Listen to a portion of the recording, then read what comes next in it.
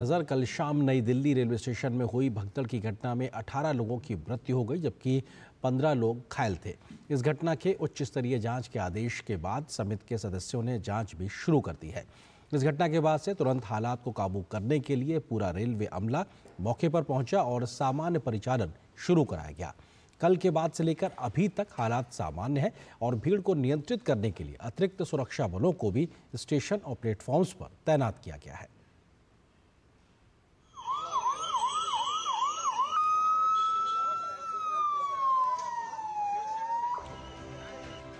शनिवार शाम को नई दिल्ली रेलवे स्टेशन पर हुई भगदड़ में 18 लोगों की मृत्यु हो गई।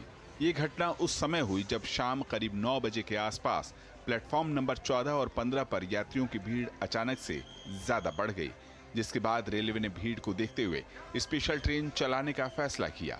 बढ़ते भीड़ के दबाव के बीच यात्रियों का एक प्लेटफॉर्म से दूसरे प्लेटफॉर्म जाने की जल्दबाजी में ये हादसा हो गया। फुटओवर ब्रिज से जो सीढ़ियाँ प्लेटफॉर्म 14-15 पर आती हैं, उसी पे एक पैसेंजर के फिसलने से जो उनके पीछे के पैसेंजर थे वो उनके ऊपर गिर गए, इसकी चपेट में आ गए, जिसके कारण दुखद घटना घटित हुई है। घटना के बाद रेलवे ने मृतकों के परिजनों को 10 लाख रुपए की अनुग्रह राशि देने का ऐलान किया, तो घायलों को 2.5 लाख रुपए और इलाज का बंदोबस्त भी किया गया है। नई दिल्ली रेलवे स्टेशन पर जो घटना घटित हुई थी, उसके बाद से जो घायल हैं वो यहाँ पर भर्ती हैं और जो डिफरेंट डिपार्टमेंट्स होता है उसमें वो भर्ती हैं, लेकिन सबसे ज़्यादा जो घायल हैं वो जिस डिपार्टमेंट में भर्ती है वो ऑर्थो में है और उनका इलाज चल रहा है यहाँ पर। इस बीच रेलवे ने 2 सदस्यीय उच्च स्तरीय समिति का गठन किया, जिसमें उत्तर रेलवे के प्रधान मुख्य वाणिज्यिक प्रबंधक नरसिंह देव और उत्तर रेलवे के प्रधान मुख्य सुरक्षा आयुक्त पंकज गंगवार को शामिल किया गया। समिति ने घटना की तह में जाने की जांच भी शुरू कर दी है। रेल प्रशासन द्वारा गठित कमेटी, जिसमें हम 2 मेंबर हैं, मैं नरसिंह PCCM और मिस्टर गंगवार ही सिक्योरिटी कमिश्नर, हम दोनों ने जांच शुरू कर दी है और सुबह से हम लोगों ने जांच शुरू कर दी है। सारे के सारे साक्ष्यों को हम लोग समझने की कोशिश कर रहे हैं। घटना के तुरंत बाद रेल मंत्री से लेकर पूरा रेलवे प्रशासन हरकत में आया और आला अधिकारियों की पूरी टीम नई दिल्ली रेलवे स्टेशन पर पहुंची। बहुत जल्द ही हालात को काबू में कर लिया गया। सभी ट्रेनों को उनके गंतव्य तक रवाना किया गया, तो प्लेटफॉर्म पर यात्रियों की भीड़ को नियंत्रित करके हालात को सामान्य किया गया।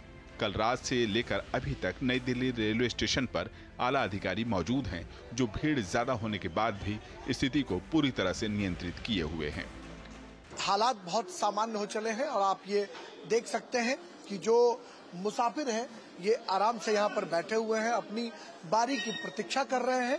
नई दिल्ली रेलवे स्टेशन ही नहीं बल्कि दिल्ली के अन्य रेलवे स्टेशनों पर भी संभावित भीड़ को देखते हुए हर संभव इंतजाम किए गए हैं, जिसके चलते अब समूची दिल्ली से रेलवे का संचालन सामान्य रूप से चल रहा है।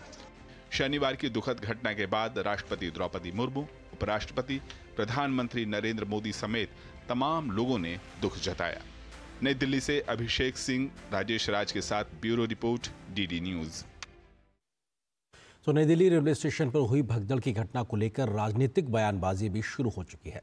विपक्षी दल सरकार को घेर रहे हैं तो कई प्रकार के लापरवाही के सरकार पर आरोप भी लगा रहे हैं। इस बीच सरकार और भाजपा की ओर से विपक्षी दलों पर पलटवार किया गया है। बीजेपी ने कहा है कि दुखद घटना पर संवेदनशील है ये मामला एक तरीके से, और इस प्रकार के मुद्दे पर, संवेदनशील मुद्दे पर राजनीति नहीं होनी चाहिए। 18 लोगों की जान दुर्घटना में गई। घटना स्थल नई दिल्ली रेलवे स्टेशन है तो सियासत ना हो, ऐसा कोई चलन अभी तक देश में आया नहीं। विपक्षी दल सरकार पर हमलावर हो गए। किसी ने प्रशासनिक चूक करार दिया तो किसी ने तैयारियों की कमी माना। कांग्रेस नेता और पूर्व रेल मंत्री रह चुके, जिनके कार्यकाल में ठीक 12 साल पहले प्रयागराज स्टेशन पर 42 तीर्थयात्रियों की जान गई थी, उन्होंने कहा कि स्टेशन पर ज्यादा लोगों को जाने की अनुमति क्यों दी गई। इसकी पब्लिसिटी हो रही है महाकुंभ की और लोग उसके लिए पहुंच रहे हैं, इकट्ठे हो रहे हैं, तो ये क्राउड मैनेजमेंट, इसका इंतजाम का नहीं हो सोचना चाहिए।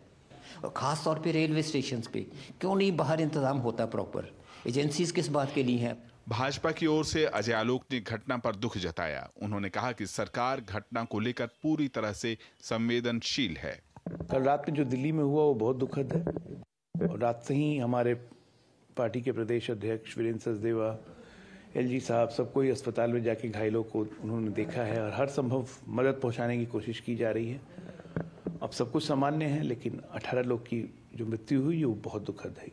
भीड़ का बेहतर प्रबंधन कैसे हो, भगदड़ जैसी स्थिति से कैसे निपटा जाए, इसे लेकर क्या मानक हों, ये सभी घटना की जांच पूरी होने के बाद सामने आएगा। लेकिन दुर्घटना पर राजनीतिक दलों में इतनी सुचिता तो होनी चाहिए कि दोषारोप के अलावा लोगों के दुख की घड़ी में संवेदनशील बने रहें। अब लालू यादव को ही देख लीजिए, उन्होंने तो घटना की आड़ में कुंभ के आयोजन को ही फालतू बता दिया। अब इसे सिर्फ सियासी बयान नहीं कहा जाएगा तो क्या कहा जाएगा। Bureau report, DD news.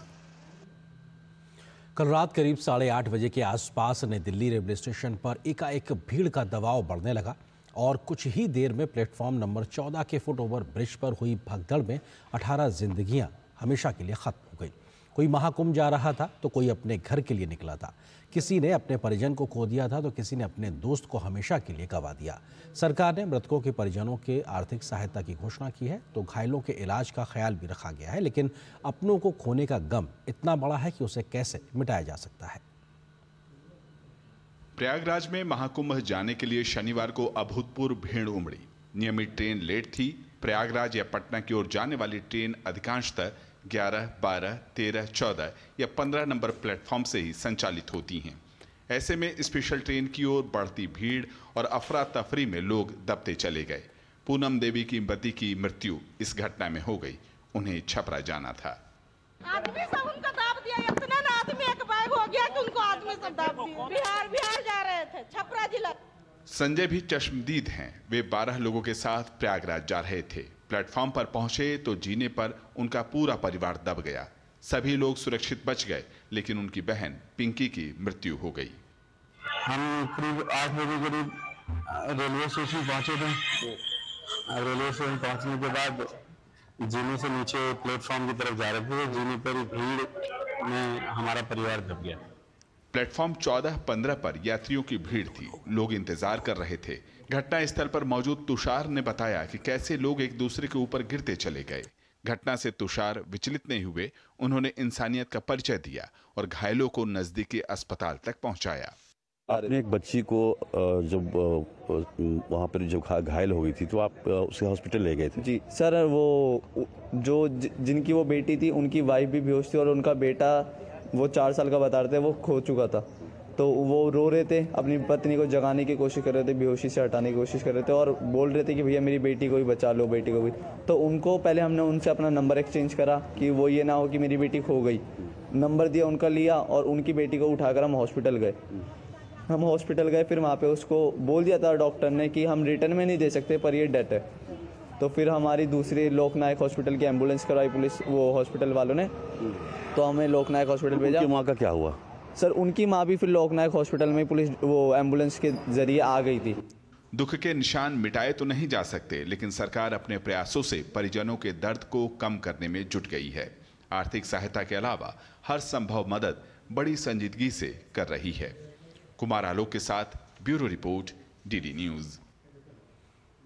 तो कल की घटना के बाद से लेकर अभी आज किस प्रकार के हालात हैं नई दिल्ली रेलवे स्टेशन पर, इसका हम जायजा भी लेंगे हमारे सहयोगी संवाददाताओं के साथ। लेकिन उससे पहले एक छोटे से ब्रेक के लिए रुकते हैं। ब्रेक उस पार जब वापस आएंगे तो इस खबर पर वापस लौटेंगे।